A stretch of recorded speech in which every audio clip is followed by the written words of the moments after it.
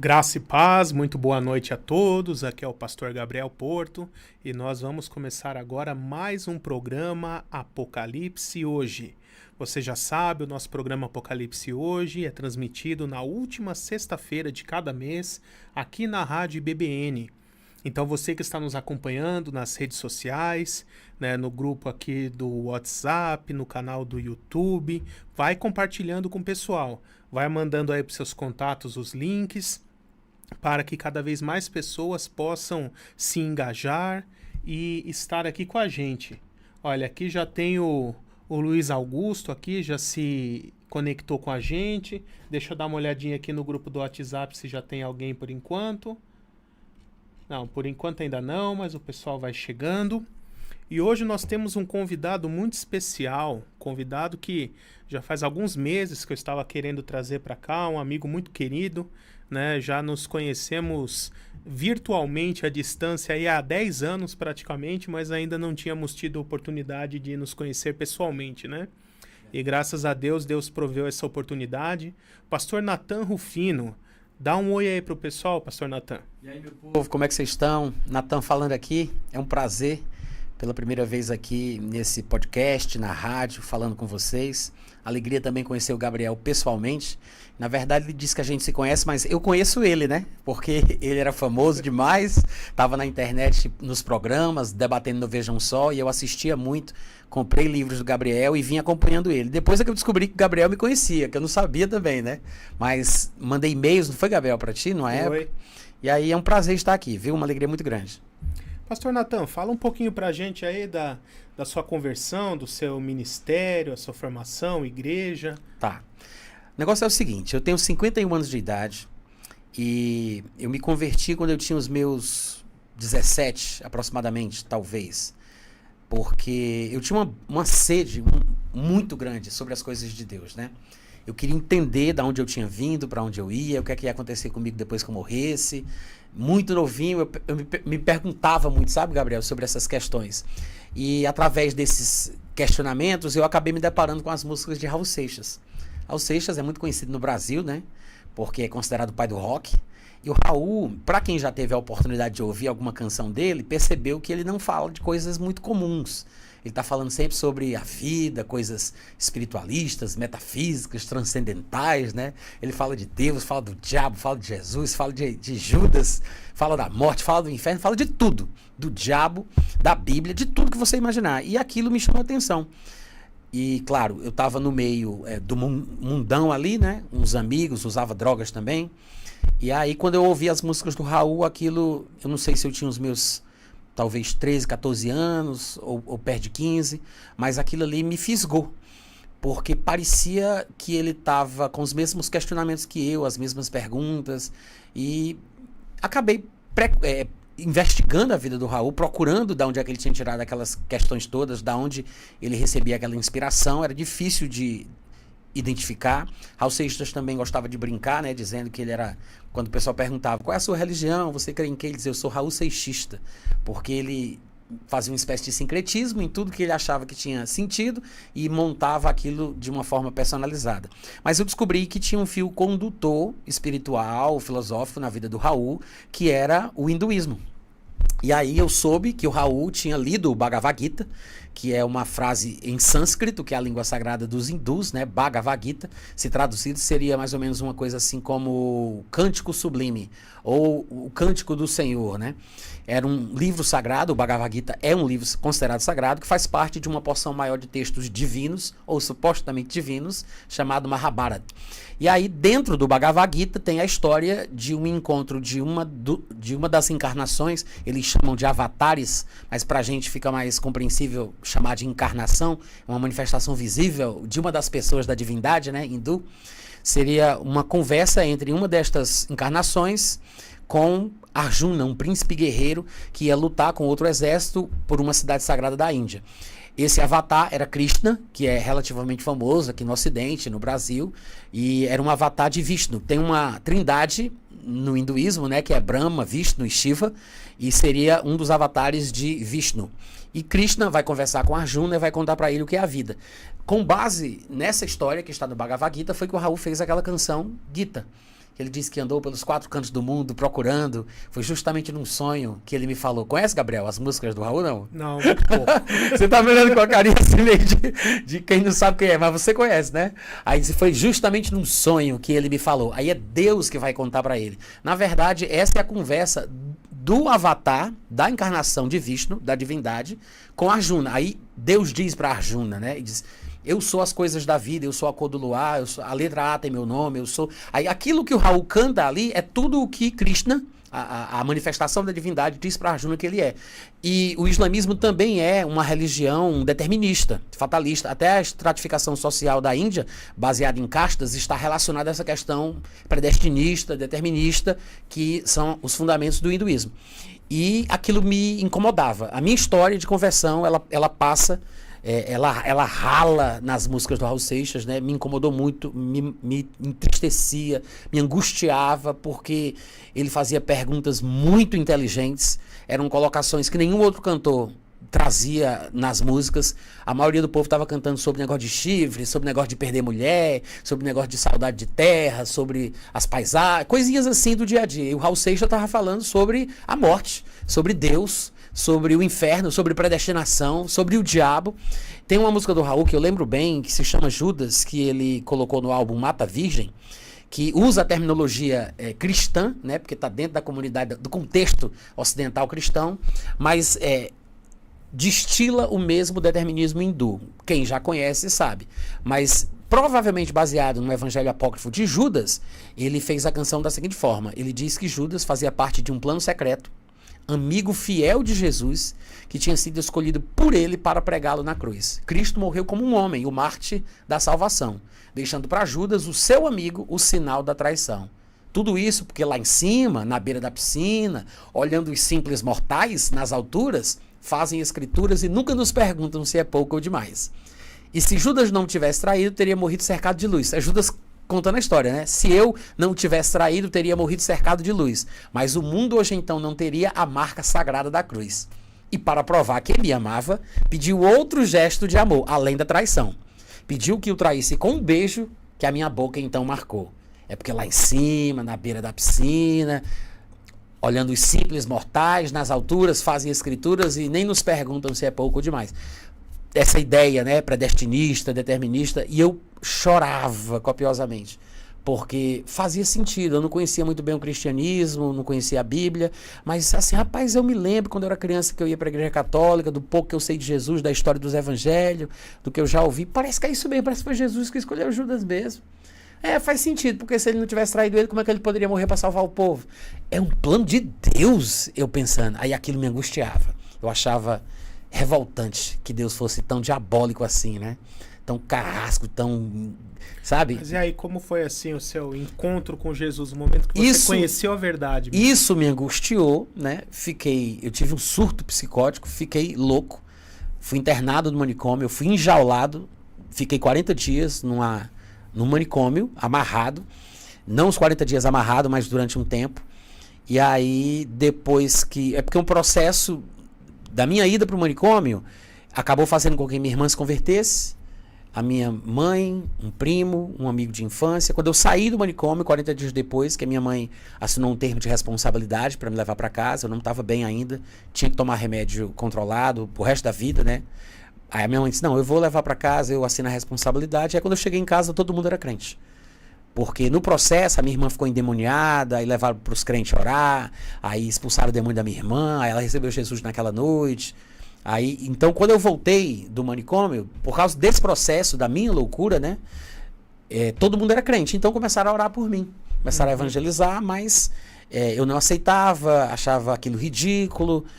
E meus pensamentos eram voltar para o hinduísmo, para o Bhagavad Gita, para as músicas do Raul, até que eles me convenceram de ir na igreja. Quando cheguei na igreja, aí tinha baixo, tinha guitarra, tinha bateria, eu disse, pronto, eu vou ficar aqui. Eu gosto de música, né? E tinha sido pela música que eu fui parar nessa loucura hinduísta. Então, acabei indo para a igreja sem me converter de verdade, por causa das músicas mesmo, para curtir o som. Mas o pessoal intercedendo, orando, jejuando, pelejando pela minha vida. E começaram a me evangelizar devagarinho, até que eu ouvi uma fita chamada A Última Trombeta. Lembra da Última Trombeta? Você conheceu? Sim, sim. Aí aquilo ali foi a mensagem, né, que me impactou, me causou um medo, um temor, a sensação que eu tive na época. Eu ainda nem era crente, mas eu estava cercado de crente, já conhecia um pouquinho da linguagem, né? A sensação que eu tive era como se tivesse uma arca, a Arca de Noé no céu, suspensa, esperando as pessoas que iriam ser resgatadas para entrar nessa arca, para ir embora com Deus, que alguma coisa muito ruim ia acontecer no mundo. E quando eu ouvi a fita, a última, foi uma fita, né? Que tinha um LP, mas eu ouvi numa fita. Quando eu ouvi aquela fita cassete da Última Trombeta, eu me apavorei. E naquela noite eu vesti uma roupa, saí de casa e disse, não, eu quero falar com os crentes. Aí fui atrás daquela turma, daquela igreja na qual meus parentes, amigos estavam indo. Aí naquela noite eu recebi Jesus, confessei Jesus. Aí ali eu nasci de novo mesmo, né? Porque eu já tinha ido na frente, receber a oração. Quem quer receber Jesus? Eu levantava a mão, ia pra lá. Mas nessa noite eu nasci de novo. Aí o pessoal da igreja começou a querer me discipular, mas o pessoal lá era de viés calvinista. E o choque foi porque as coisas que eu tinha aprendido e vivido no hinduísmo, Raul Seixismo, aquela coisa toda, eram as mesmas que eles estavam querendo me passar. Você saiu de um determinismo para ir para o outro. Exatamente. Né? Aí você já deu aquela rejeição. Eu não sabia por que estava errado. Eu não tinha nada para falar. Ainda tomava remédio controlado na época. Eu era recém-saído do manicômio, não recebia alta. Minha mãe que me tirou a força, porque meu primo, minha irmã e esse meu colega que se converteram disseram que iriam se responsabilizar por mim, mas eu sabia que estava errado. Dentro do meu coração, aquilo ali, assim, é o diabo do qual eu estou fugindo há anos e agora ele vai me pegar aqui dentro da igreja? Isso não tem sentido. Aí o pessoal pegava Romanos 9 e esfregava na minha cara, assim, né? E aquilo me angustiava porque eu não tinha respostas. Aí foi quando eu me peguei muito orando em línguas, estudando Romanos 9 e querendo entender, e tive horas e horas, né, dias de jejum e oração para querer uma resposta, encontrar uma resposta. Naquela época não tinha internet, né? O pessoal que hoje em dia tem tudo, não existia celular, não existia internet, então não era como é hoje. É diferente. Isso em 1989, quando eu me converti. 89, 90. E aí foi um sofrimento muito grande, mas eu acho que isso me ajudou muito, porque hoje a minha base ela é muito firme, é muito sólida, né, nesse aspecto. E graças a Deus, porque eu tive essa experiência. E quando eu saí do pensamento Raul Seixista hinduísta, que eu caí dentro da igreja, que dentro da roupagem, aspas, cristã, né, a terminologia cristã, versículos da Bíblia sequestrados pela mesma filosofia, eu sabia que aquilo ali eu não ia aceitar. Não importava o que acontecesse, aquilo ali eu não ia aceitar. Até que hoje eu vi, claro, já faz o quê? Uns não sei quantos anos que eu sou crente, né? Eu vi que a coisa realmente não era de Deus. Hoje eu sei como é que surgiu a ideia determinista dentro do cristianismo, sei de onde veio, conheço a história de Agostinho, sei do sincretismo que ele fez com o estoicismo, neoplatonismo e gnosticismo maniqueísta. Então, assim, hoje eu estou, graças a Deus, protegido. Liberto e protegido. É. E o estudo sobre o Apocalipse, fim dos tempos, né, escatologia, assim, o que te chamou a atenção para você começar a se desenvolver no estudo dessa área? Como eu te falei, né, eu me converti com a fita Última Trombeta, foi aquele impacto que causou no meu coração a consciência da necessidade de receber Jesus. Então foi muito importante para mim a mensagem escatológica, até mesmo para a minha conversão. Mas eu nunca me aprofundei na escatologia.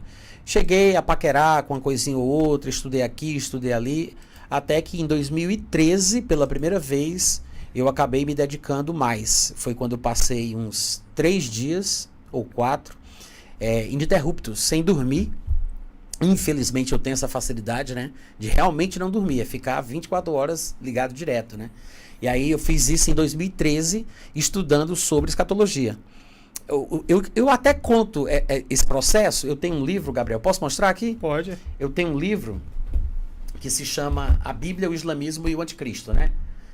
Que foi o meu trabalho de conclusão de curso do meu bacharelado em teologia. Eu transformei depois no livro, né? Não sei se tu já tinha visto assim, ó.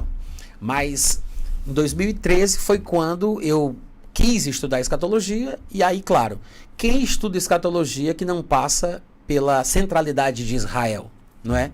Quem vai desconsiderar Israel quando estuda escatologia? Então, comecei a estudar, na verdade, sobre a questão de Israel em si, a geografia, a história, as profecias e tudo mais.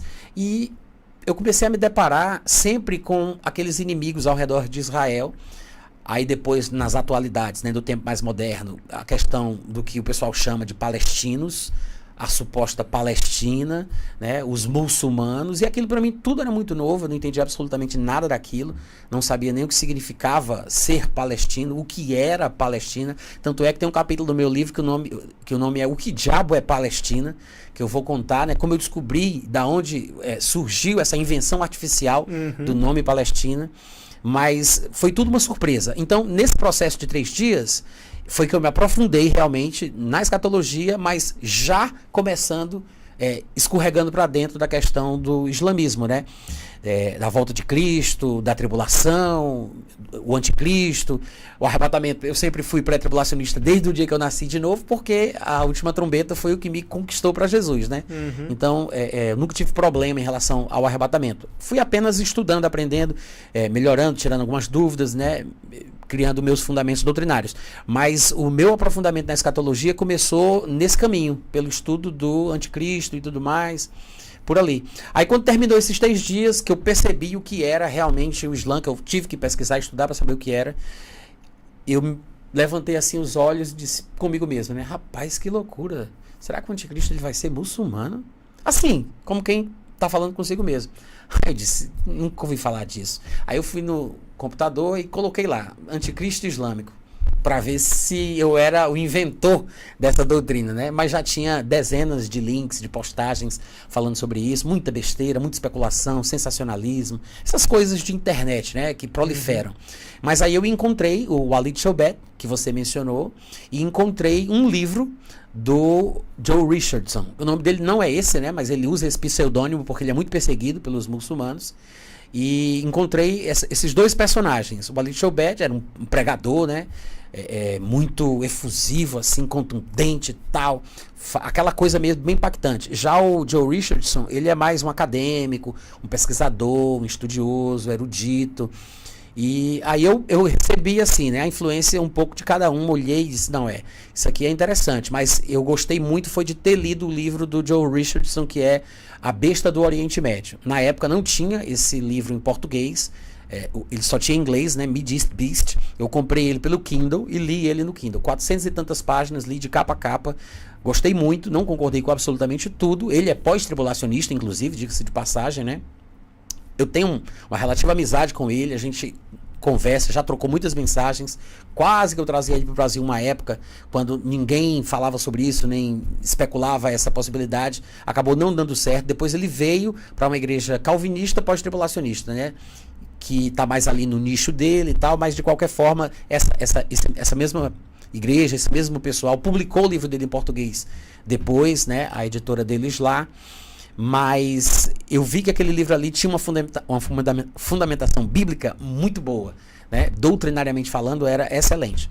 E aí foi assim que eu me estabeleci, né, na escatologia, através desse estudo de 3 dias, no qual eu me aprofundei, e começando pelo anticristo, mas depois eu escrevi um livro sobre o arrebatamento antes da tribulação, de 224 páginas e tudo mais. Certo, muito bom. Então, esse vai ser o tema de hoje, o anticristo islâmico, a teoria do anticristo islâmico e os assuntos que os envolvem. Vamos ver aqui quem já está com a gente. Eliomar Rocha, dando boa noite aqui, boa noite, pastores.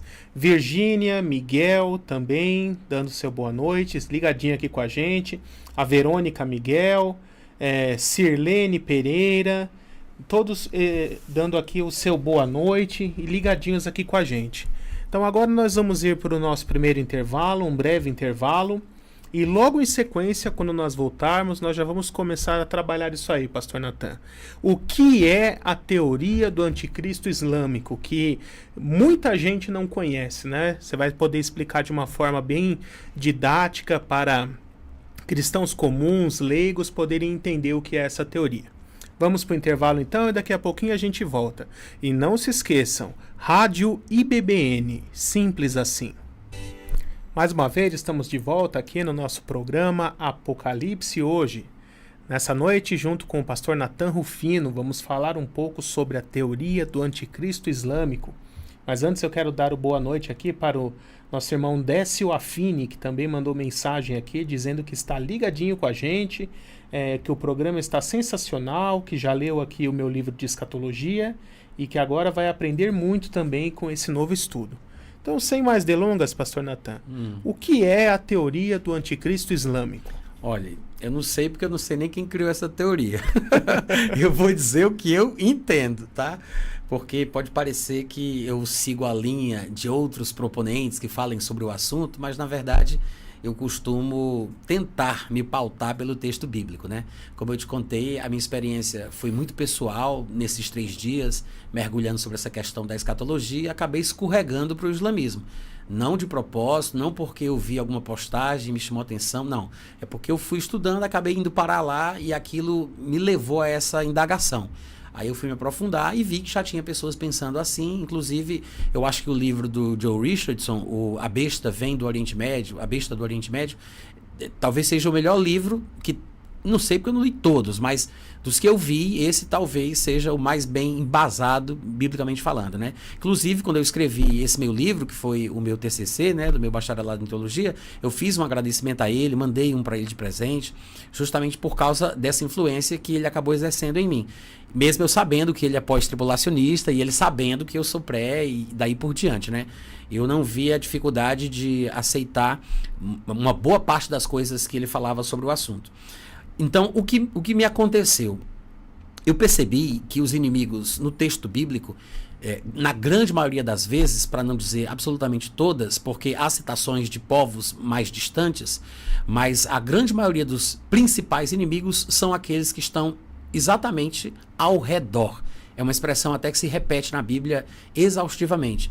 E eu separei até alguns versículos nesse meu livro, né, para introduzir a ideia, mostrando que Israel estava no centro dessa disputa toda. E que isso, pelo que parece, nos textos bíblicos do Antigo Testamento, era profético, né? Aí, por exemplo, Zacarias 12:2. Eis que eu farei de Jerusalém um cálice de tontear, um versículo famosíssimo, né, usado na escatologia. David Hunt citava muito isso aqui também. Farei de Jerusalém um cálice de tontear para todos os povos em redor e também para Judá durante o sítio contra Jerusalém. E aí outros textos repetem praticamente a mesma coisa. Joel 3:11-12 diz: ajuntai-vos e vinde todos os gentios em redor e congregai-vos.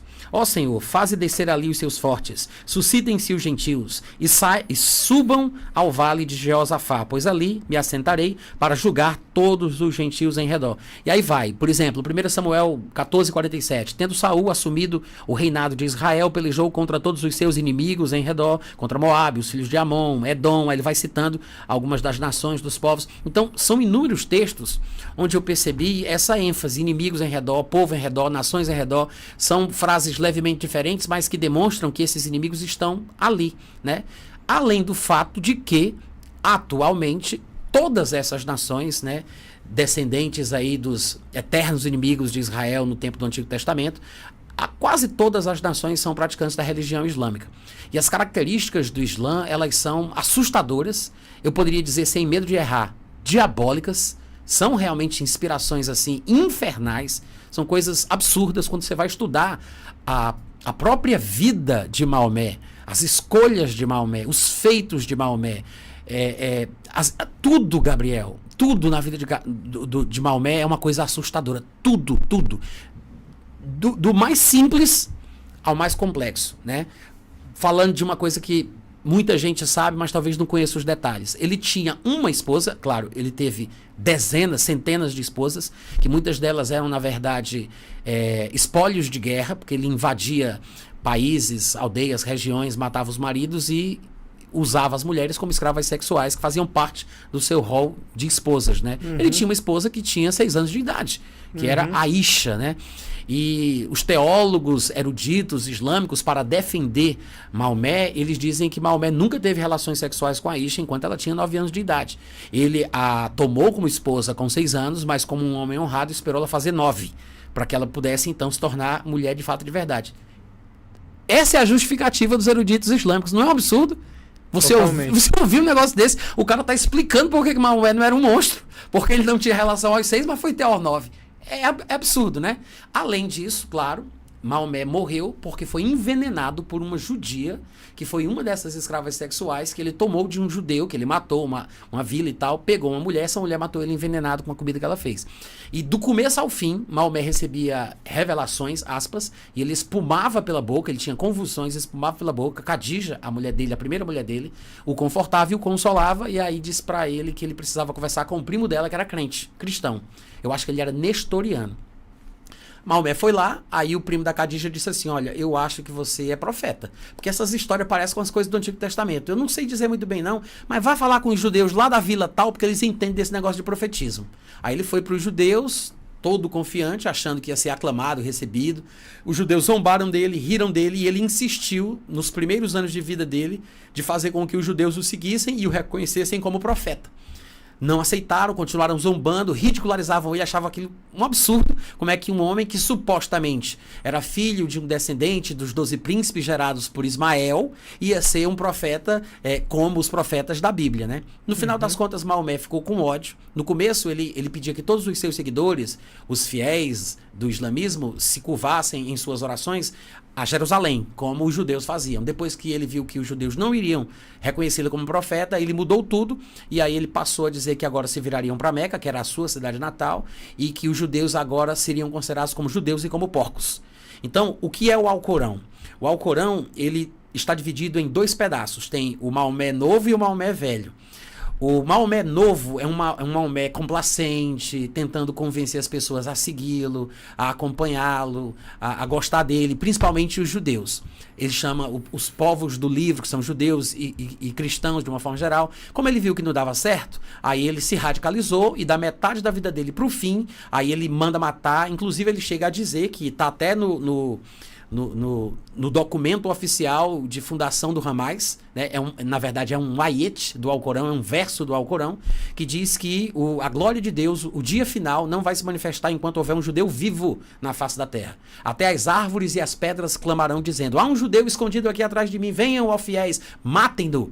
Ou seja, o objetivo do final da vida do Maomé é acabar com os judeus, claro, com o restante também, os infiéis, os cristãos, mas o topo da prioridade dele é exterminar o povo judeu.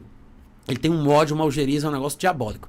Só que o Alcorão, ele é escrito ao contrário. A primeira parte do Alcorão é o final da vida dele, a última parte do Alcorão é o começo da vida dele. Então, quando alguém vai ler o Alcorão, ele tem que entender que o começo não é o começo da vida, é o fim da vida, e o final do livro é o começo da vida. É um negócio meio confuso, como a própria filosofia em si. Mas quando eu percebi os detalhes, que há muito mais coisas, né, que a gente poderia mencionar, inclusive a própria prática do terror, que é uma determinação divina, porque supostamente Deus, né, que é a palavra Alá, em árabe traduzida seria Deus, inclusive está nas Bíblias cristãs evangélicas, a palavra Alá, nos textos que fala de Deus, né, de Elohim, é Alá. O pessoal às vezes tem um preconceito em relação à palavra Alá, mas é uma questão apenas de idioma. Mas o Deus de Maomé disse para ele que ele precisava matar, trucidar com requintes de crueldade os infiéis, aqueles que não seguem a religião de Deus, a religião de Alá.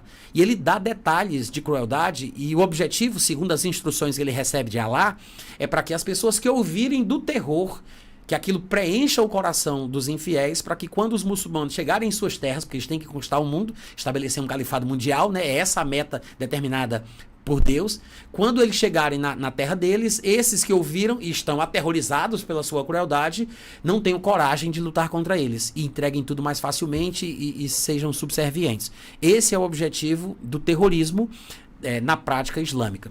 O problema não é o muçulmano. A maioria dos muçulmanos, eles são pessoas boas, de índole boa. O problema é o islamismo, que é uma coisa realmente diabólica. Às vezes o pessoal diz assim, Natan, mas nos textos do Antigo Testamento também fala muita coisa violenta. Tem uns textos lá que são horríveis, coisas que Deus até mandou fazer que, se você for comparar, o problema é que as pessoas não entendem que o que está na Bíblia é um relato descritivo, contando o que aconteceu, descrevendo um fato histórico. Agora, são coisas pontuais para uma época específica. No caso do Alcorão, é decretivo, é um decreto que não tem prazo de validade, ainda está valendo hoje, e quando você vai olhar as coisas que Deus teria dito para Maomé e para os muçulmanos, os fiéis fazerem, você vê que é exatamente as coisas, pelo menos para mim, parecem ser exatamente as mesmas coisas que a Bíblia previa que o anticristo fará. Há muitas características, sabe? A própria misoginia não velada, o desprezo ao que as mulheres querem, ao desejo das mulheres, a questão da sua ascendência genealógica, né? Por vir da linhagem de Abraão, Ismael e Esaú, porque Esaú foi na casa de Ismael, pegou mulheres para si, fizeram ali uma mistura, nasceu esse povo miscigenado, né?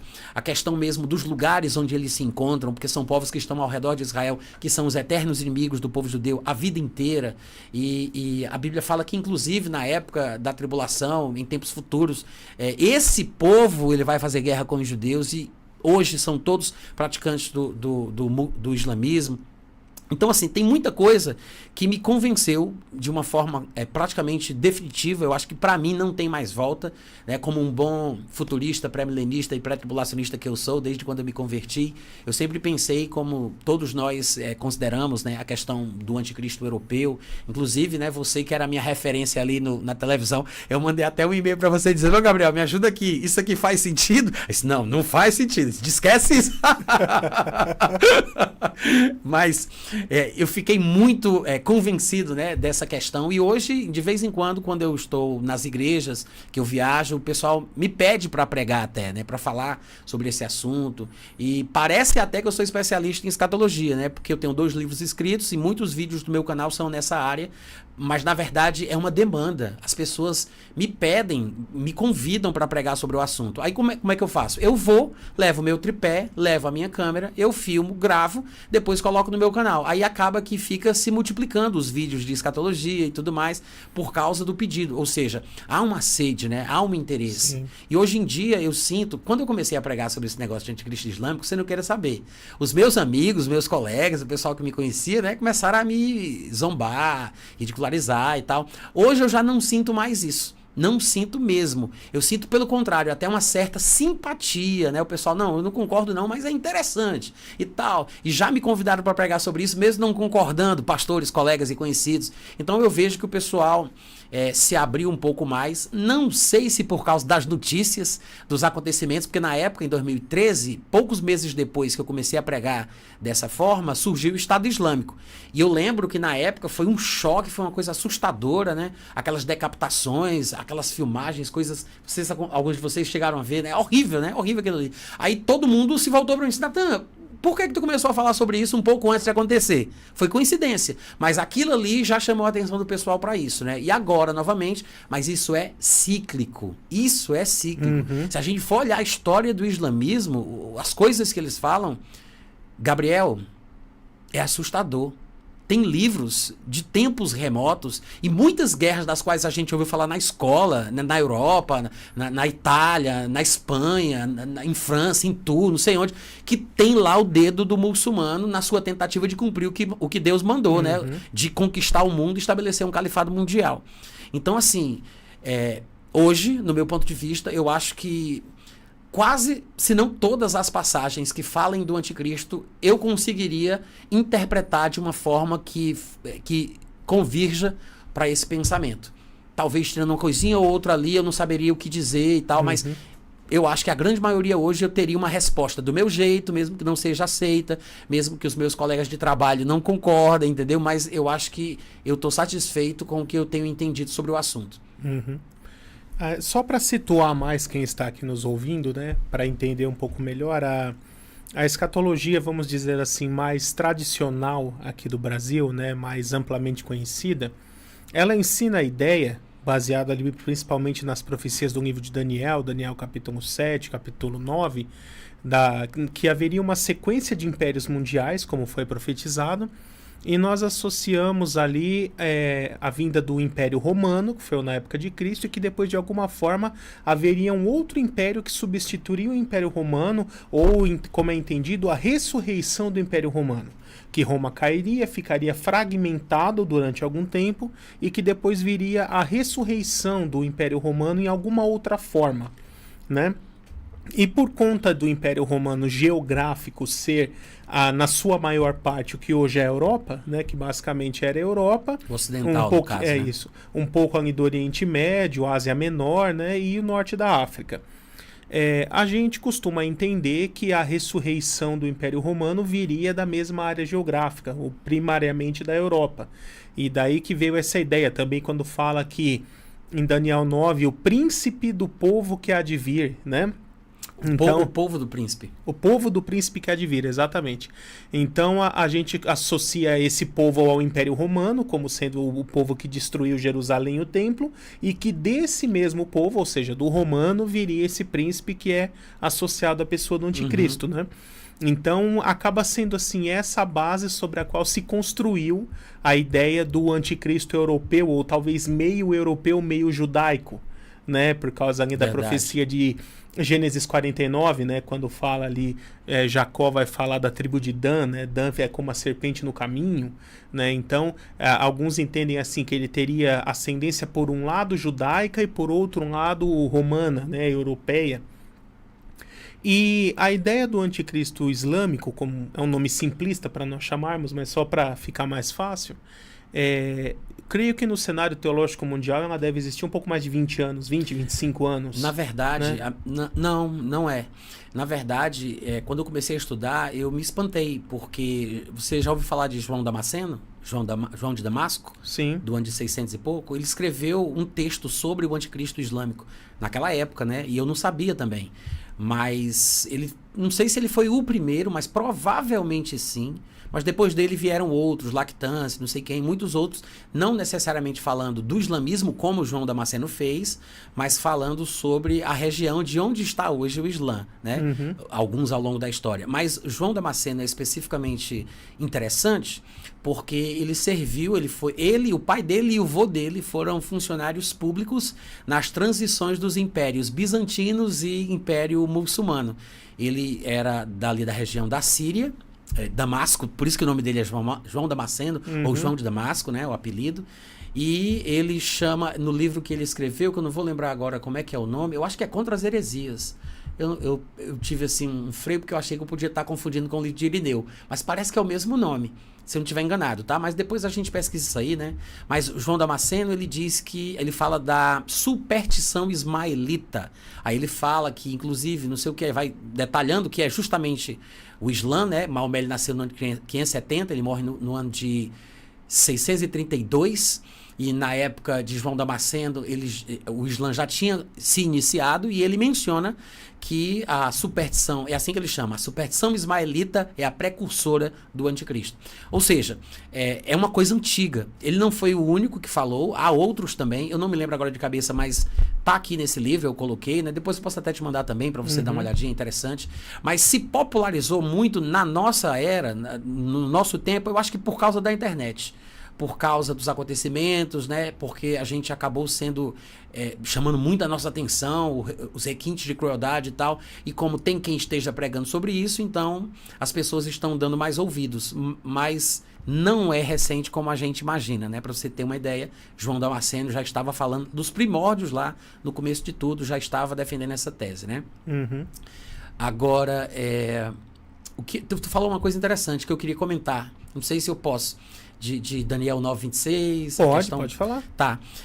Eu passei por esses textos também, né? Mas o que é interessante é que eu conheço a interpretação que também era a minha, né? Essa linha do anticristo europeu, e talvez seja a linha com a qual eu mais convivi. Eu ouvi muita história sobre a possibilidade de ser um papa, de ser um judeu, mas eu acho que o mais bem fundamentado que eu tive contato foi a questão do anticristo europeu, e a justificativa principal talvez seja por causa de Daniel 9:26, talvez também ali na estátua do sonho de Nabucodonosor, pela ordem cronológica dos impérios, né, que logo depois do grego veio o romano, então isso faz as pessoas encaixarem o romano ali, embora não esteja no texto. Curiosamente, Daniel cita os nomes dos três, né, o babilônico, o medopérsio e o grego, e ele não diz o nome do quarto. Mas todos colocam o Império Romano, embora não esteja lá, e como cronologicamente logo vem ele, o pessoal acredita que seja ele, mas eu acho que a ordem ali é profética, porque eu só vou comentar esses dois textos de Daniel e da estátua, porque tu mencionou, aí eu vou te mostrar por que eu mudei de opinião. Claro. Porque na estátua, a divisão em dois... Porque uma coisa que eu me lembro muito que os meus amigos falavam sobre a questão do Império Romano era essa questão da divisão em dois, Império Romano do Ocidente, Império Romano do Oriente, as duas pernas de ferro e tal, etc. Mas a divisão em dois, ela não começa nas pernas, ela começa justamente no Império anterior, representado pelo bronze. Porque ele começa como um bloco só no abdômen e se divide em dois, na minha versão atualizada diz nos quadris. Eu não gosto de usar essa versão porque quadris são dois, mas sempre o pessoal, quando ouve essa palavra, pensa que é um. Eu gosto da versão corrigida porque diz até a metade das coxas. Aí dá para ter certeza que são dois. O fato é que o texto diz que, que a estátua lá, o Império de Bronze se divide em dois, e o próximo Império é uma extensão dessa divisão em dois que acontece no Império anterior. Isso me fez pensar o seguinte: então significa que, se é uma continuação profética e não necessariamente cronológica, esse reino que vai ser o próximo, né, profeticamente falando, ele tem que ser uma extensão desta divisão em dois que aconteceu no Império Grego. Aí eu fui olhar como era que tinha sido a história. O Império Grego, ele começa como um bloco só, com Alexandre o Grande, ele morre, tem aquelas brigas, os generais se dividem, lutando, etc. Sobram os dois, aí criam-se as dinastias do Rei do Norte e do Rei do Sul, né? E o mais famoso do Rei do Norte, Antíoco IV Epifânio, que eu acho que até você concorda, que é um tipo do anticristo. Sim, pronto, claro. Né? Quase todo mundo concorda isso. Curiosamente, é justamente isso que eu percebi, porque o anticristo, ele vai ser exatamente como Antíoco IV Epifânio, não necessariamente um descendente direto, né, de Seleuco, mas da mesma região. Inclusive, eu acho até que a expressão Rei do Norte é uma alusão que pode ser usada como profecia de duplo cumprimento ou dupla referência, que se refere ao anticristo, né? A minha visão é essa. Então, essa divisão em dois, ela teria que ser, né, na minha cabeça, no meu entendimento, ela teria que ser norte e sul. Ela não poderia ser leste e oeste, ou ocidente e oriente, como no caso do romano, até por causa dos tempos e das durações de cada um desses impérios.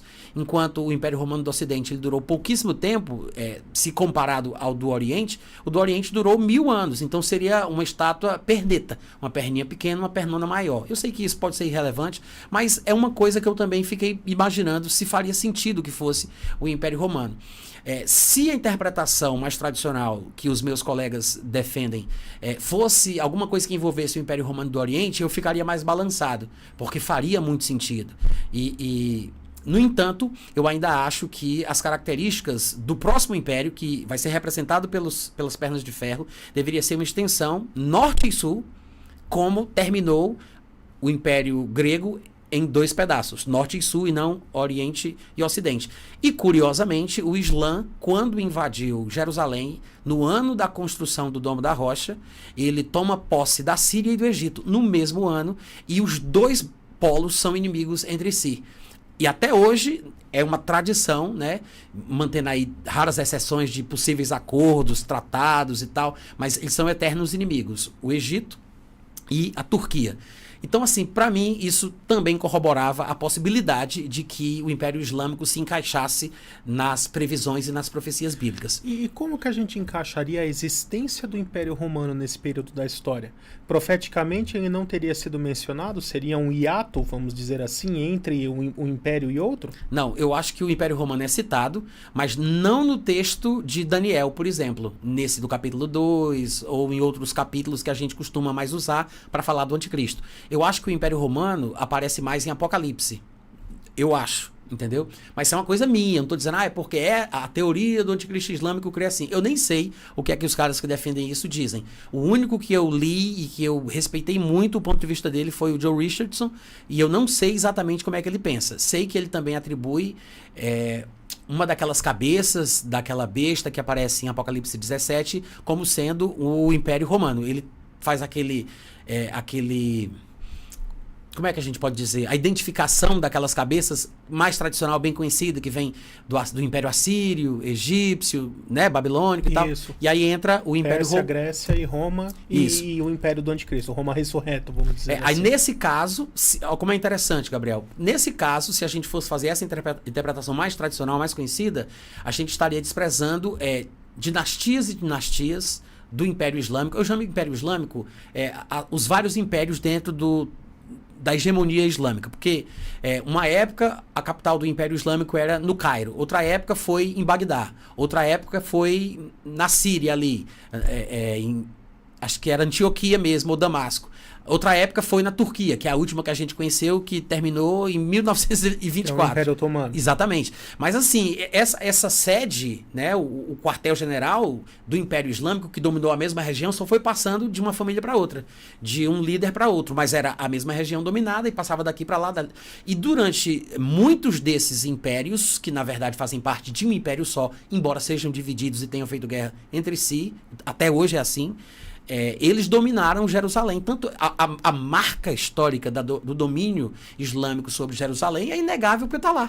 O Domo da Rocha, a planície das mesquitas, né, a guarda religiosa jordaniana controlando o monte mais sagrado dos judeus, então não tem como dizer. A ideia então seria que os pés de ferro e de barro misturado, né, sem dar liga, os pés, né? Ali em Daniel 2 seria esse Império Árabe que veio depois do Romano. Eu não sei se seria correto a gente chamar de árabe, eu não sei. Talvez, se a gente quisesse dizer árabe, islâmico, né? Só para vocês, às vezes as pessoas não sabem, né? Ali fala que é um império mestiço, né? A tentativa do ferro e barro. E mestiço em hebraico é Harab, que é daí que vem a palavra árabe. A palavra árabe mesmo significa isso. Isso aí, miscigenados. Né? Então, como o texto ali fala que é um império mestiço, e em hebraico ali na língua original tá Harab, árabe, né? Então a gente poderia até traduzir ao império ao pé da letra, né? Depois das pernas de ferro, virar os pés de ferro e de barro, que são o Império Árabe, né? Exatamente. Faria o total sentido, né, dentro dessa visão escatológica. E o outro texto que é chave para essa questão do anticristo, é claro, Daniel 9:26, como você bem citou. Porque ali ele praticamente dá a identidade do homem, né? Ele diz, olha, o povo do príncipe que virá vai destruir Jerusalém e vai destruir o templo. Então, desde quando a profecia foi proferida até aproximadamente 600 anos depois, quando vai acontecer a destruição no ano 70, não tem como não se pensar no povo judeu como sendo o povo que cumpre essa profecia. Porque Jerusalém estava destruída, foi reconstruída, o povo voltou para Jerusalém, voltou para sua terra, e depois a próxima primeira destruição vai ser no ano 70.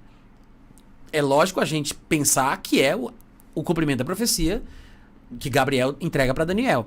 Só que quando você se aprofunda na questão profética desse texto, eu acho que fica ainda mais forte a questão do anticristo islâmico. Por quê?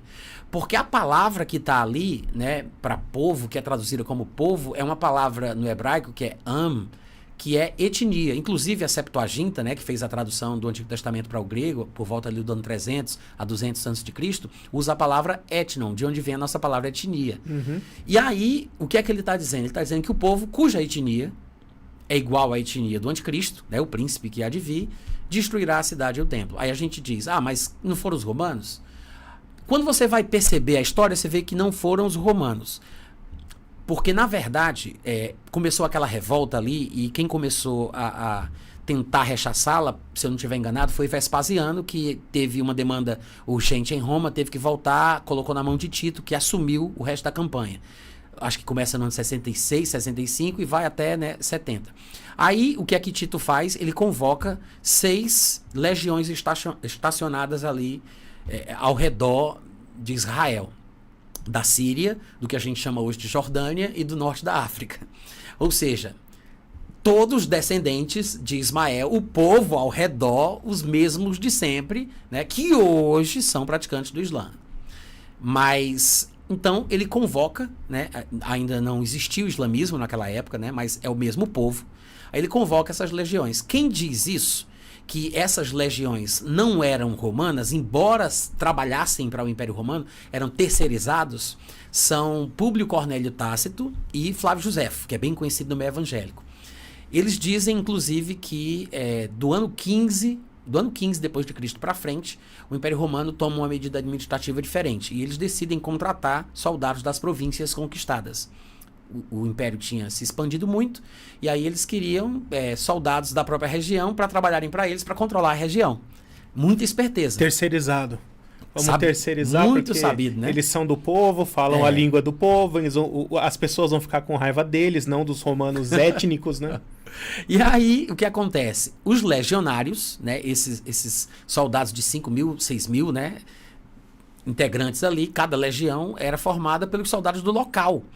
Não eram romanos. E aí, dali para frente, quando se toma essa decisão, os que são realmente romanos ou italianos são a guarda pretoriana, que é um pessoal de confiança, é um pessoal italiano, né? Que vai cuidar do imperador e de outras coisas que são mais delicadas. Mas o resto do povão não. Os legionários eram das suas províncias e tinham as suas próprias etnias. Tanto é que a gente vê um caso curioso, que é quando o Paulo vai preso e um determinado oficial romano, ele manda bater em Paulo, aí Paulo pergunta, quem vocês pensam que são para poder bater num cidadão romano? Aí voltam para dizer para o homem vai lá pessoalmente, você pagou quanto para ser cidadão romano? Você podia comprar o título, né? Aí ele disse, não, eu sou de nascença. Ou seja, como é que Paulo disse que era cidadão romano de nascença? Porque tinha uma lei que estabelecia que se eu comprasse o título de cidadão romano, eu me tornava romano, tinha o título de cidadão, mas os meus descendentes nasceriam romanos. Então Paulo nasceu romano pela própria lei romana, Paulo, sabedor dos seus direitos, né, reivindica aquela lei. A gente sabe que ele nasceu em Tarso, no sudeste da Anatólia, Ásia Menor, etc e tal, e era hebreu de hebreus. Então ele não era romano em sentido nenhum, a não ser nesse. Nem geograficamente, nem etnicamente. Exatamente. Né? Mas ele tinha dupla cidadania pelos próprios critérios do Império Romano. Eles fazem as regras do jogo, então eu vou jogar de acordo com as regras. Né? Ele não fez nada de errado, não. Fez tudo certinho ali. Só que o que é interessante é a gente perceber que tinha gente que era romana sem ser romana. O oficial disse, eu sou romano, eu tenho título, é minha cidadania, mas eu paguei para isso. Então, quando o texto profético diz o povo do anticristo há de vir, ele está falando etnon, a etnia, não a cidadania. Então é importante fazer essa distinção, né? O status de cidadão romano naquela época, qualquer pessoa de qualquer etnia poderia ter, ou comprando diretamente, ou se o pai, um ancestral tivesse comprado, ele herdaria esse direito. Mas não significa que ele seria da etnia europeia, vamos dizer assim, abrangendo uma área um pouquinho maior, né? Que é o que nós chamaríamos hoje em dia de dupla cidadania, né? O cara tinha dupla cidadania, mas ele tinha uma etnia específica, né, do povo dele, a questão genética mesmo, né, e tal. E aí, é por isso que eu digo que esse é mais um texto que não foge assim, não, mas esse texto aqui me complica. Eu passo pelos textos e eu tenho uma resposta, às vezes melhor ou pior, que me faz ainda me permitir acreditar. E aí o texto acabaria dizendo, então, segundo essa linha de interpretação, que o príncipe de que há de vir, que seria o anticristo, virá da mesma etnia do povo dos que legionários, destruiu Jerusalém no ano 70. Aí poderia ter uma oposição dizendo assim, não, mas tudo bem, os legionários eles eram ismaelitas, vamos chamar assim, né, e tal, árabes, mas foi Roma quem coordenou, foi Roma quem liderou, foi Roma que disse. Só que aí isso também parece não se sustentar, porque no livro de Flávio Josefo, ele tem um livro chamado A Guerra dos Judeus, que inclusive, eu soube, ele foi inserido no livro A História dos Hebreus. São 2 livros diferentes, mas no livro A História dos Hebreus tem o livro A História A Guerra dos Judeus. No volume 6 do livro A Guerra dos Judeus, Flávio Josefo, ele vai descrever o que aconteceu. Segundo ele estava do lado de Tito, né? Flávio Josefo nasceu no ano 37 depois de Cristo e morreu no ano 100. Então ele foi protagonista e, segundo ele conta, ele era cronista pessoal de Tito, né? Que o convidou por causa de uma questão pessoal deles, que eles conviveram antes e tal, e Tito guardou o nome de Flávio Josefo, que era inclusive descendente de levitas, né? E parece que ele era profeta, porque ele deu uma palavra para Tito dizendo que um dia ele se tornaria imperador. Quando se cumpriu, ele foi buscar Flávio Josefo, que estava preso, e aí trouxe ele como seu cronista, dando para ele um cargo, inclusive uma honraria de fazer parte da dinastia flaviana, né, da época. Por isso o nome Flávio Josefo, que o nome dele é outro, né? É Yosef ben Mattahu Han-Kohen. Correm aí, é o nome do sacerdócio, né? E o que acontece? Flávio Josefo diz que Tito dava ordens desesperadas, acenando com os braços, pedindo para o pessoal parar, para não fazerem aquilo. Só que imagina, um povo que sempre foi inimigo dos judeus, ter a oportunidade, com armas na mão, você é a lei, invadir para fazer uma coisa em nome do império que domina o lugar. O que é que você não vai fazer com seus inimigos se você tem ódio? Cara, diz Flávio Josefo, e Públio Cornélio Tácito também diz a mesma coisa, que Tito não conseguia controlar. Ele mandava os seus oficiais baterem nas costas dos soldados, dos legionários, por desobediência, mas ele disse que perdeu seu controle, virou um caos. Eu coloquei dezenas de parágrafos do livro de Flávio Josefo, eu transliterei ao pé da letra, do jeito que está lá no meu livro, justamente porque eu acho relevante a forma que ele conta do desespero, da angústia de Tito por não conseguir controlar a fúria daquele povo que odiava os judeus.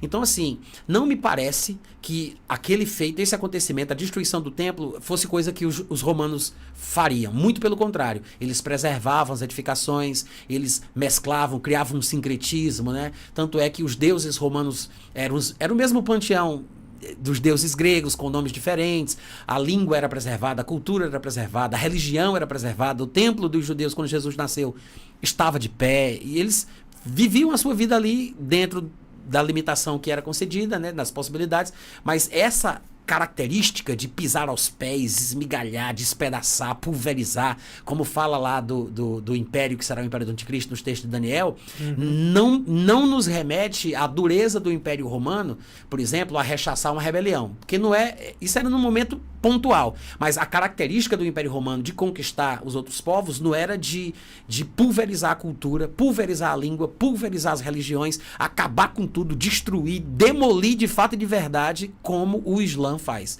Então, para mim, isso só corrobora e para mim indicaria que o povo da etnia do anticristo é o povo descendente de Ismael. Nesse sentido, né? E então o anticristo vai ser da onde? É Lula. É brincadeira. Só tem que juntar a primeira letra dos 4 animais de Daniel 7, né? Leão, urso, leopardo e animal terrível. Meu Deus! Tá certo? Que é isso? Agora, Gabriel, da onde ele virá, né? Onde ele vai nascer, eu não sei. Há quem diga que tem textos que dizem ele vai nascer. Pode até ser e eu desconheça ou não seja familiarizado com os textos ou com a interpretação deles, não sei.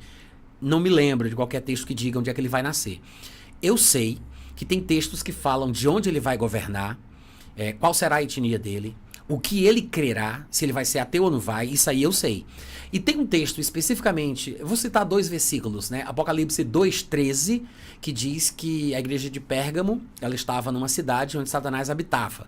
Aí ele menciona o trono de Satanás. Eu sei que muita gente menciona as edificações que existiam naquela época, aquele templo pagão que foi levado para a Alemanha e tudo mais, mas eu acho que a palavra trono ali está sendo usada de uma forma mais abrangente.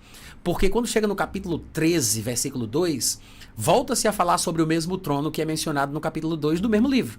E aí o texto diz que o dragão, que no caso ali é um animal que representa Satanás, né? O dragão deu à besta o seu trono, poder e grande autoridade.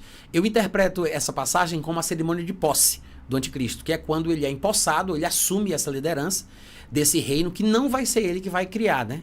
Porque quando a gente começa a juntar os textos proféticos, você observa que parece, na cronologia dos acontecimentos que 10 reis se unem numa formação original do que vai ser conhecido posteriormente como o reino do Anticristo. O Anticristo não faz parte dessa formação. E esses 10 reis se unem, eles têm um propósito de criar uma organização e dar a essa organização todo o poder bélico que as suas nações que eles representam possuem, e eles têm um objetivo em comum. Tardiamente, aí lá vem o Anticristo com as suas características de usurpação, que eu acho que é assim que ele faz, tanto para usurpar o reino, que a gente chama de reino do Anticristo, que não é ele que cria, como também para se assentar no trono do santuário do templo judeu, mesmo sem ser reconhecido como Messias, né? É uma característica de usurpação. Aí lá vem o Anticristo, ele se levanta depois, parece que ele antipatiza com 3 dos reis da formação original, mesmo sendo considerado de menor importância ou de menor influência. Talvez seja isso que significa a Bíblia chamar ele de chifre pequeno, se comparado ao tamanho dos outros anteriores, mas mesmo assim parece que ele assume a liderança. E aí ele começa a comandar esse império, que a gente chama comumente de Império do Anticristo, o Reino do Anticristo, mas essa cerimônia de posse parece estar sendo mencionada ali, em Apocalipse capítulo 13, versículo 2, e ele menciona esse trono que o mesmo livro diz que está na costa oeste da Turquia, que não por acaso é exatamente os lados do norte, do qual as profecias falam que o anticristo virá quando estiver para invadir Israel. Todos os textos proféticos. E essa união dos 10 reinos seria interpretado então como a coligação que deu início ao Império Turco Otomano? A ideia seria isso? Não. O Império Otomano, ele passou, né? Essa coligação aí de 10 reis, eu acho que ela surgiria no momento da tribulação, ou um pouco antes de começar a tribulação, um pouco antes do anticristo entrar em cena. Ele já estará vivo, aquela coisa toda, porque primeiro surge essa confederação de nações, esses reis e tal, naquele, né? Então a ideia seria 10 países árabes do Oriente Médio fazerem uma coligação, se juntar no império contra Israel com a sua sede na Turquia. A ideia seria essa? Não sei se a sede estaria na Turquia no momento em que os 10 reis estivessem se unindo neste mesmo propósito. O que eu sei, ou pelo menos como eu penso, é que quando o anticristo for assumir, esse trono estará na Turquia. Por esses textos de Apocalipse. Ah, Natan, mas significa outra coisa. Tudo bem, mas por enquanto a minha incapacidade de enxergar diferente me leva a pensar que é de lá que ele vai reinar sobre este reino islâmico. É tipo um califado mundial sendo revivido. Inclusive, quem também acredita, né, nessa questão do anticristo vir do islamismo, que não é necessariamente o meu caso, mas há quem diga que vai ser o Império Otomano revivido, né? Da mesma forma que se interpreta o Império Romano revivido, acham que na verdade o Império que vai reviver não é o Romano, é o Otomano e etc e tal, e fazem essa associação. Eu não sei, particularmente falando, se vai ser o Otomano ou não, mas eu acredito que vai ser da mesma região, que corresponde à parte norte da divisão em 2 final do Império Grego, que é chamado de Rei do Norte, que para mim é uma referência direta e profética ao Anticristo. Eu acho que é exatamente dali, que é por isso que Apocalipse 3 diz que a besta era semelhante ao leopardo, tinha a aparência do leopardo, ainda que tivesse boca de urso, pé de leão, boca de leão e pé de urso, né? A aparência era do leopardo, que muitos estudiosos acreditam representar o Império Grego, né? E tudo mais. Então, assim, eu acho que tudo isso aponta para lá, para esse lugar, sabe? Independente de qual vai ser o nome. Ah, vai ser o Estado Islâmico, vai ser o Otomano, vai ser... Não, eu acho que isso aí não tem como fechar. Sim, eu acredito que vai ser islâmico. Islâmico, sim. Qual o nome que eles vão... Não sei. Eles vão dizer o quê? É o sultanato otomano voltando? Não sei. Entendi. Vai ser uma coligação de nações islâmicas que vai se unificar contra Israel, vamos dizer assim. Exatamente. Que o anticristo vai se meter, ele não foi convidado, não fazia parte, ele vai se meter, assumir a liderança e tocar o terror. É como se fosse um mais radical, né? Que assume o negócio e vai fazer vou fazer do meu jeito. E a figura do falso profeta, ela tem um encaixe nessa teoria? Rapaz, eu sou a ovelha negra da nossa família. Esse negócio de falso profeta comigo não dá muito certo. Uma vez eu fui falar o que eu pensava sobre o falso profeta com 2 colegas meus numa live e parece que isso abalou um pouco o nosso relacionamento. Eu não queria falar sobre isso, mas eles ficaram me cutucando porque eu tenho um pensamento bem diferente, né? Eu acredito que falso profeta é apenas um título para o anticristo. Daqui a pouco eu vou falar sobre isso. Assim, assim, tudo bem, eu sei que meu pensamento é diferente. E eu até aceito que as pessoas não concordem. Mas não precisa parar de falar comigo por causa disso, né?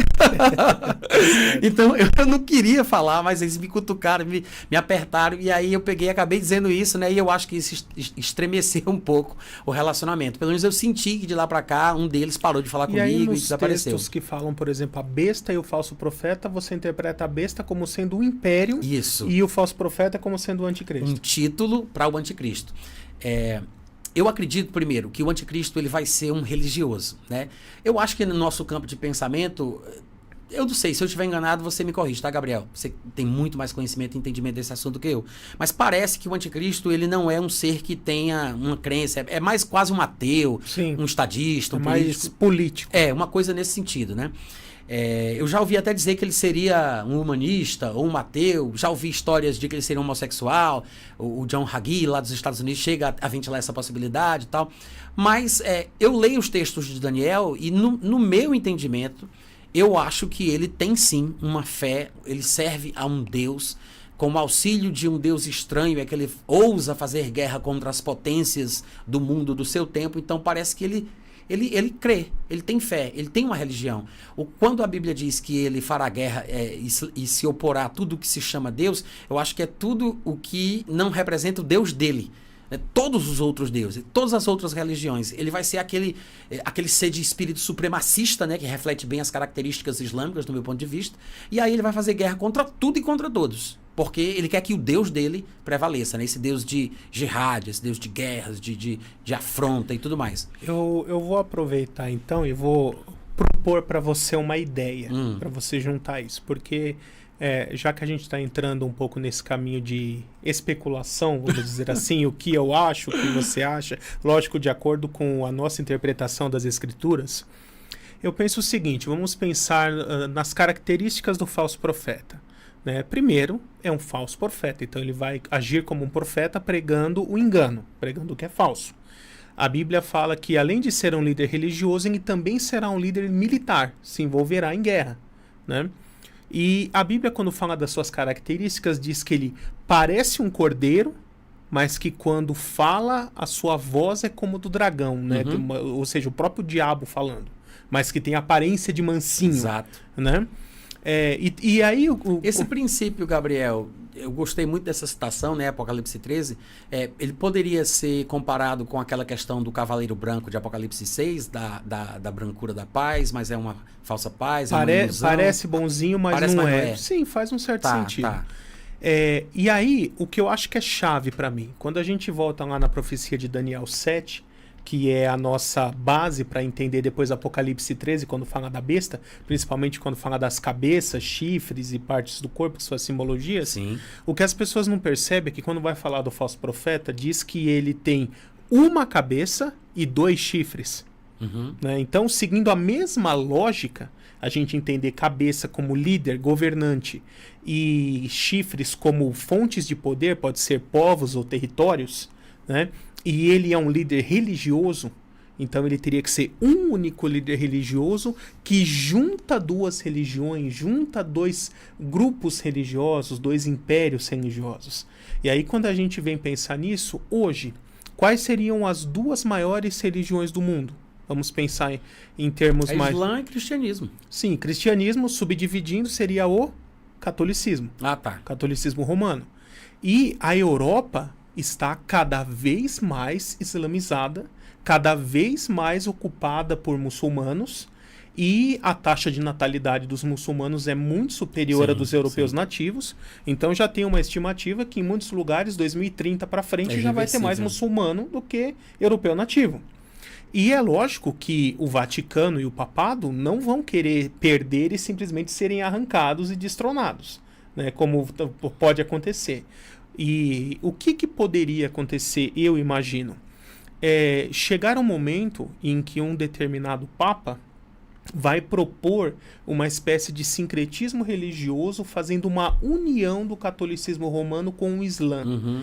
E a forma que iria consolidar essa união é subindo um Papa árabe ao poder. Entendi. E esse Papa árabe iria propor, porque ele é besta da terra. Então ele tem que vir a sua origem da terra de Israel, do Oriente Médio. e não de qualquer outro lugar, né? E aí eu entendo que essa vai ser a ideia do falso profeta. Vai ser esse líder religioso que vai unir duas grandes religiões, que seria, no meu ver, catolicismo romano com o Islã, fazendo esse sincretismo e que já dominaria por tabela a Europa junto, porque já estaria dominada, todo, né? E quem sabe não dá para juntar uma coisa com a outra. De repente, o anticristo pode ser somente islâmico, como um líder mesmo de jihad. E ele ter esse apoio desse falso profeta que seria o líder religioso por trás, fazendo essa fusão de catolicismo romano com o Islã. Entendi. O que você acha dessa ideia? Você acha que ela é plausível?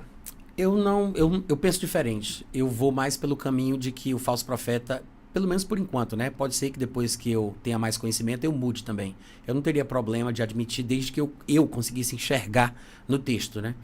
Mas hoje eu penso assim, que o falso profeta é um título dado ao anticristo. João o chama de falso profeta porque ele é um profeta falso, que faz milagres, né, fala em nome de seu Deus e convoca o povo a seguir a prática religiosa que ele defende.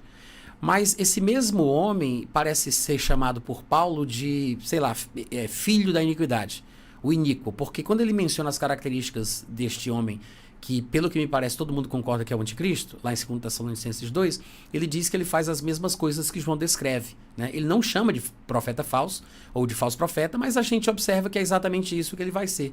Um homem que faz sinais, maravilhas, prodígios, que são vindos do diabo, né? De origem satânica, para enganar e aquela coisa toda. Então é um líder, é o anticristo, que para mim parece conter em si características políticas, militares e religiosas, o mesmo homem, pelos textos todos que falam do anticristo. Então todas as características parecem mostrar que ele tem as três coisas em si. Então ele parece ser o tal do falso profeta que João falaria lá. Outras coisinhas também me deixam muito pensativo e me levam a ficar pensando assim. Por quê? Porque quando se fala das bestas, por exemplo, na grande maioria das vezes parece que besta, ou o animal, bicho, tanto faz, né? A palavra tá besta lá, mas isso não significa um minotauro, um reptiliano, um híbrido. É a palavra therion, que é para uma fera, um animal selvagem. Um bicho, né? Aí, a maioria das vezes desses textos proféticos que usam a figura do animal são para representar reinos, nunca para representar pessoas. Eu venho de um ensinamento que eu não sei se é exatamente aquilo que você também tem familiaridade, que você já ouviu falar. Mas o que eu fui ensinado é que a besta era o anticristo e que o falso profeta era o outro homem, o secretário do anticristo, que iria abrir as portas, o ser que faria o papel religioso. Mas a besta seria o anticristo. E eu não consigo enxergar, até mesmo no livro de Apocalipse, que a palavra besta seja usada ali em algum momento para se referir ao homem ou à pessoa do anticristo. Pelo contrário, a besta, o animal, o bicho, é sempre a representação de um reino, de um império. Se esse bicho tem chifre, aí os chifres representam homens, reis, estadistas. O anticristo, assim, a pessoa do anticristo é o pequeno chifre. Só que o império que ele lidera e governa é a besta. Então a besta acaba sendo uma extensão da representação dele por ser o império que ele governa. Claro. Né? Não teria reino sem rei, nem tem reino sem... Exatamente. Né? Não tem como um viver sem o outro. Então quando eu vejo a besta e o falso profeta no livro de Apocalipse, para mim é simplesmente uma menção ao povo, né, que esse conglomerado de nações, esse povo que não é o povo que está debaixo do domínio dele, mas é o povo que é seguidor, é partidário, é aquele povo que coloca a marca na testa, coloca no braço e diz: eu vou matar e morrer em nome do meu Deus. Esse povo é doentio, né? Os seus, como é que chama? Seclas, essa é a palavra? Aqueles seguidores ali partidários ferrenhos, fanáticos, né? Então eu penso que besta é isso e falso profeta seria uma referência ao anticristo. É assim que eu penso. Hoje, né? Ok, muito bom. E sobre a marca da besta, vai querer comentar alguma coisa? Rapaz, olha, eu acho que a marca da besta, ela não é o que a gente tem ouvido durante todo esse tempo, por algumas razões. Eu sou da área de programação, eu sou formado em programação de computadores, trabalhei como programador de computador durante alguns anos, até hoje eu programo também, para fazer coisas minhas, né, meu aplicativo e tal. E quando me converti, eu li um livro de Vin Malgo, 666, O Controle Total. Não sei se você conhece esse livro. E aquilo ali, claro, casou, né, como luva, assim, porque da área de TI, e para mim fazia todo sentido, que se o anticristo ele fosse controlar o mundo inteiro, como eu pensava na época, hoje eu não penso mais assim, né, esse controle total e universal de toda a Terra, não penso mais desse jeito, mas eu achava que não tinha como ser, não tinha como acontecer sem que fosse por meio da tecnologia, óbvio. E na minha época, há muitos anos atrás, a marca era o código de barra. Era o código de barra, meu Deus? Acho que era o código de barra. Mas vai evoluindo, né? Hoje em dia já tem outras especulações, né? Tatuagem quântica, talvez, não sei o quê, implante de chip na cabeça, e o pessoal vai buscando encontrar. Mas hoje eu penso que não tem nada a ver com tecnologia. Acho que não é necessariamente uma coisa tecnológica, mas que tem que ser uma coisa que seja uma espécie, que seja emblemática e demonstre a minha convicção daquilo que eu creio. Tem que ser uma coisa que eu use conscientemente, voluntariamente, para expressar aquilo que eu creio. Pelo fato de a Bíblia dizer em Apocalipse 14 que Deus vai jogar no inferno todo mundo que usar essa marca. Se fosse simplesmente um cartão de crédito, um código de barra, e eu não pudesse comprar, comer, sobreviver, porque eu não tenho um cartão de crédito, eu não tenho aquilo que o governo estabeleceu como tecnologia para que eu possa usufruir dos benefícios da sociedade, eu acharia muito injusto da parte de Deus. Não faria muito sentido. Mas ele jogar no inferno uma pessoa que concorda, que crê e que usa aquilo para expressar o que ela acredita, aí faz mais sentido com o caráter divino. A ideia que ele fala ali é o número de seu nome, né? E o nome Sabia? na Bíblia, ele não é apenas uma designação gráfica ou sonora. Ele tem um significado, ele é um valor, um título, uma crença. Então, realmente, a ideia é de aquele que manifestou aquela crença é o que recebeu a marca. Né? Isso realmente é o que justifica da pessoa sofrer a perdição eterna. Aqueles que aderiram a essa marca certamente implica em também abraçar aquela crença. Não vai ser uma coisa por ignorância ou contra a vontade. Tomou uma vacina, não sabia de nada, pensou que era uma coisa, era outra, pegou a marca sem saber e vai pro inferno, né? Como algumas pessoas especularam na época da pandemia, né? Que é uma tolice. Que eu não vejo diferença nenhuma da questão de uma tecnologia imposta no estado em que você mora e você tem que usar para poder comprar leite para suas crianças, sem você saber que é a marca da besta, entendeu? Tipo assim, né? Eu também penso da mesma forma, né? Agora, o que é de fato e de verdade, de forma pragmática, eu não sei dizer, mas o Walid Shoebat, do qual a gente conversou sobre ele antes, ele surgiu com essa teoria, né? Eu nunca vi ninguém falando sobre isso, a não ser ele, né? Que ele sendo um árabe, se é que a gente pode falar assim, né? Porque ele nasceu em Belém ali, mas era... Segundo ele mesmo diz, ele era terrorista, fazia parte da OLP, aquela coisa toda, né? Já jogou bomba, já fez isso, fez aquilo. Aí é Belém ali da Judéia, não é Belém do Pará não, viu, pessoal? Aí ele se converte, né? Se converte, vira crente e diz que um dia se deparou com um manuscrito grego nos estudos dele, né? Na sua vida cristã. E quando ele passou por Apocalipse 13:8, ele viu o texto grego e um trecho lá... seria justamente o tal do número, né? O nome, ou sei lá, né? Quando ele viu aquilo, aí ele disse que identificou as letras como se fosse uma frase em árabe, que seria Bismillah, em nome de Allah, né? E aí ele começou eu acho que foi ele quem deduziu isso. Eu nunca vi ninguém falando disso, nunca soube de qualquer pessoa cogitando essa possibilidade. A única pessoa que eu vi foi ele, e ele disse que foi uma experiência pessoal dele, que foi ele que leu, então quem repete, quem fala, deve ter visto ele falando, eu suponho, ou pegou de outros que viram ele falando. Eu acho que saiu dele essa interpretação. E eu achei muito, muito, muito curiosa, a despeito de algumas coisas que precisavam ser respondidas para fazer mais sentido, como, por exemplo, principalmente, e uma questão mais técnica, é que o manuscrito original ele foi escrito em letras unciais e não em cursivas, como no texto que ele leu, e aí talvez não fosse exatamente a mesma coisa, mas isso aí a gente teria que fazer a pesquisa e se aprofundar para identificar, né, o porquê. Mas o fato é que ele diz isso, que aquilo chamou atenção, dava para ele ler, eram as mesmas representações, o desenho, inclusive, basicamente o mesmo riscado, o mesmo traçado, e que quando ele leu, considerando que poderia ser uma frase em árabe, ele disse que foi espantado, porque o texto ficaria mais ou menos assim, que aquela multidão viria em nome de Allah. Ou seja, a frase árabe lá, que seria essa frase que os seguidores do anticristo iriam usar na testa ou na destra, que seria do braço direito, não necessariamente na mão. E aí você olha, por exemplo, para os comportamentos dos jihadistas, dos terroristas, os mujahidins, né? E todos eles, quando estão em momentos de guerra, pode olhar nos vídeos que estão aparecendo por aí dos ataques do Hamas e tudo mais, você vai ver que eles estão com uma fita preta ou verde ou amarela ou de qualquer cor, com frases que contêm aquela expressão. Eu acabei de encontrar aqui, só para quem tá curioso, que não entendeu nada do que a gente está falando, né? Nos alfabetos... Dá um toquezinho porque apareceu um negócio ali. Isso.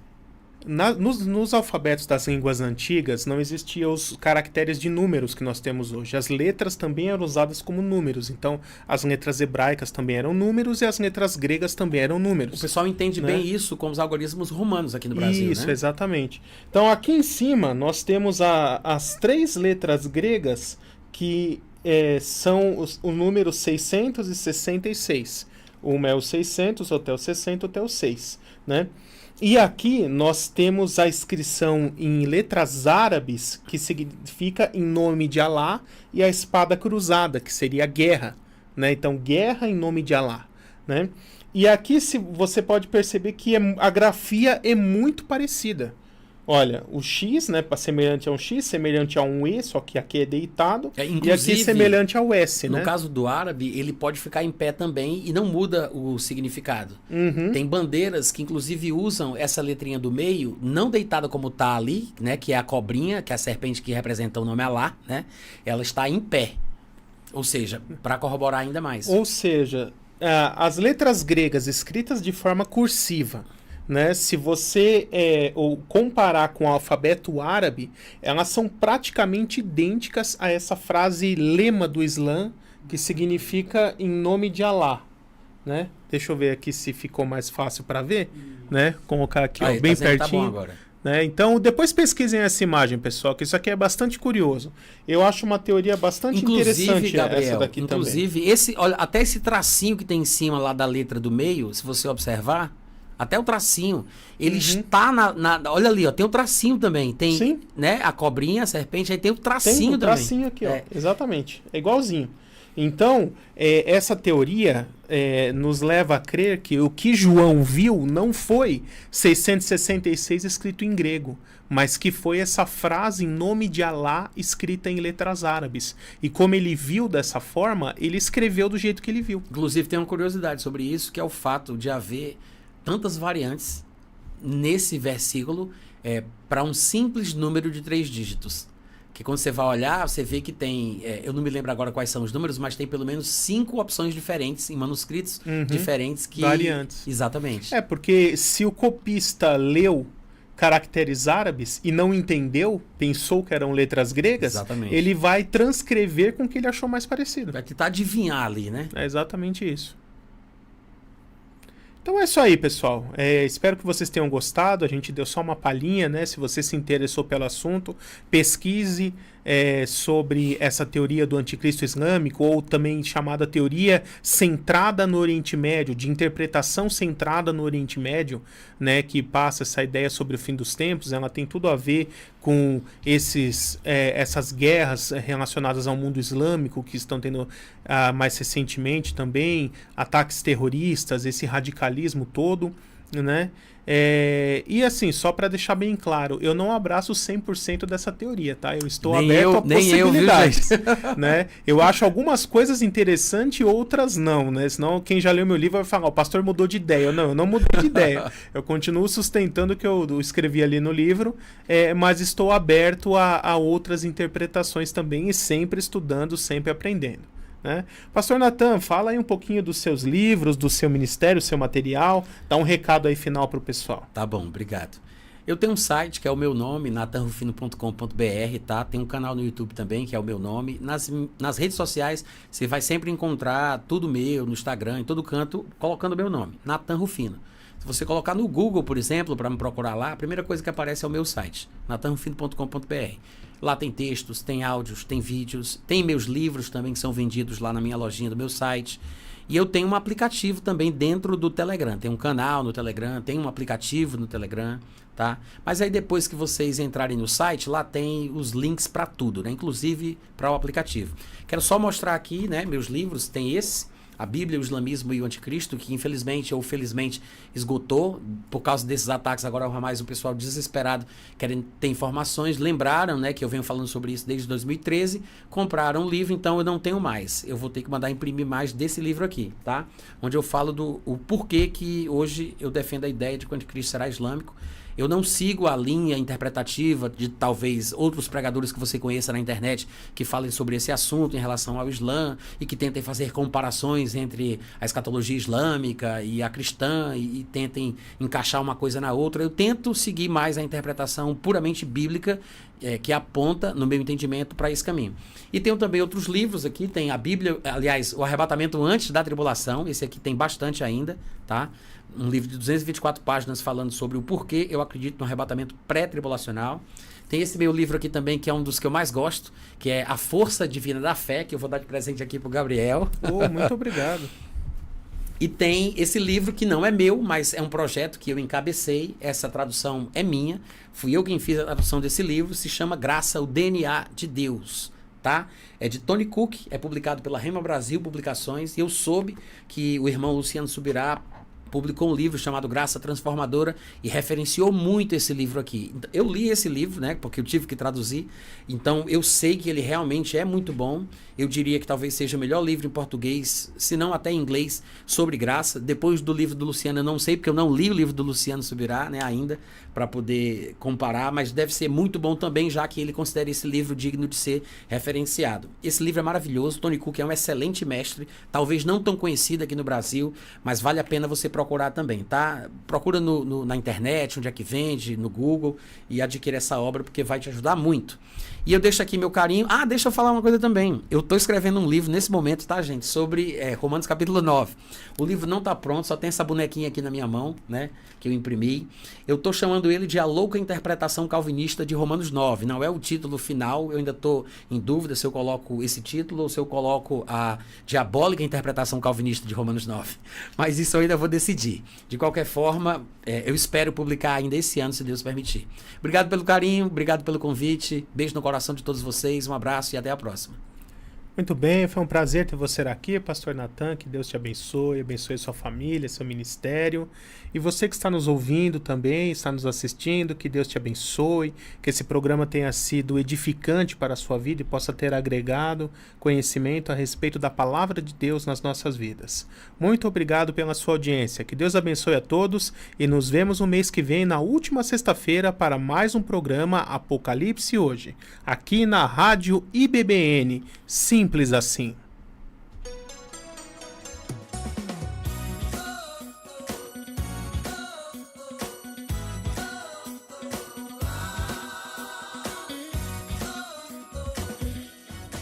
Simples assim. Rádio IBBN. Rádio IBBN.